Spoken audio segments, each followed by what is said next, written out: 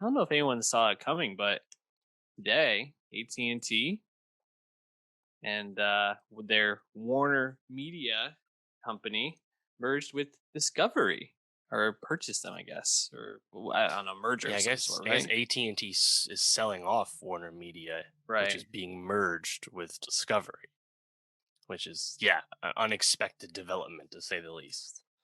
And why that's I don't know, I think important to us is the implications for HBO. Um, but people I guess also like Discovery Plus and are wondering what's going to happen with that. And uh, you know, when I first saw this news, I didn't actually didn't even think much about what this meant for HBO. But as we've been talking about a little bit and kind of thinking about it, it seems like there might be some interesting implications. What interests you most about this merger? Yeah, well, I mean, I think the obvious thing is there had been, tons of talk just about AT&T's management of WarnerMedia. Like WarnerMedia was the new name of Time Warner once AT&T merged after purchasing Time Warner about 3 years ago, which in and of itself was a very long, protracted acquisition, of telecoms. And in the process, of course, AT&T gets to own HBO and but a bunch of other brands like was it a Cartoon Network, Adult Swim, TNT, CNN, DC, of course, Mhm. Warner Brothers Movie Studio. A lot of notable stuff. But along the way, it just seemed like the priorities of AT&T for Warner Media were kind of all over the place, right? And I guess that came to a head with HBO Max, which I mean, to us as plugged-in people, we were very excited about from the jump because it was HBO for the same price as it always was, except with lots of more things, Mhm. aka a no-brainer. But Yeah. to the average person, it was poorly messaged and the confusing branding, right? Mhm. But I mean, since then, HBO Max has acquired more subscribers and uh, seem to have found a footing. Like they're beating their projections, and then of course the Warner Brothers movie slate this entire year debuting simultaneously on HBO Max, which seems to have been a boom. Right? Remember, a lot of people, including us, were critical of that decision in terms of how it affect movie theaters. But you look and like Mortal Kombat, Godzilla versus Kong, Tom and Jerry, just about the most successful movies of 2021. Most of them are Warner Brothers movies that you could have watched for free anyway. So Yeah. funny how that goes. But now, right, you have AT&T just getting out of the game, and HBO now, the thing we care about the most, is being run by people that make content first. Discovery doesn't worry about uh, investing in their 5G networks to compete with Verizon and T-Mobile. They don't care about Mhm. that. They just care about getting you to subscribe by investing in their content.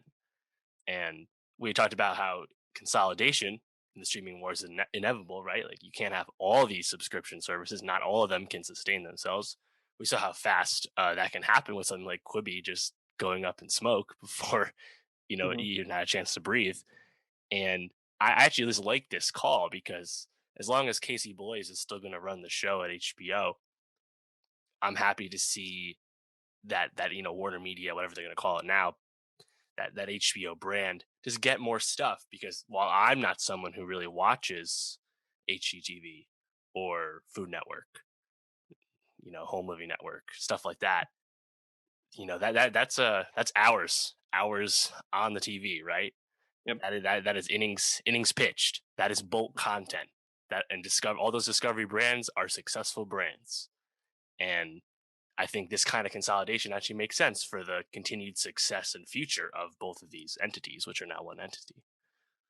Yeah, I think it makes a lot of sense. And as you think about how a streaming service like HBO and even things like Hulu, which is a little different because it's under Disney now, but how they can, so I guess like Disney Plus, how they can really compete in like this world moving forward is you need to have just that like mindless content that I talked about last week with things like The Circle or like the stupid shows I've watched on Netflix, like Right? Mortgage or Marriage, which is exactly what HGTV takes you. It fills time. It's a time waster in a lot of ways. Also very entertaining stuff, which I get and I watch it too. But that's what a lot of people want to watch. And so having That's why that, Netflix is making more and more of it. right. And that's why having it as something maybe not under the HBO Max subscription, but something HBO can offer at a lower subscription with like, oh, buy into HBO Max for these other things that you might like is probably the way to go.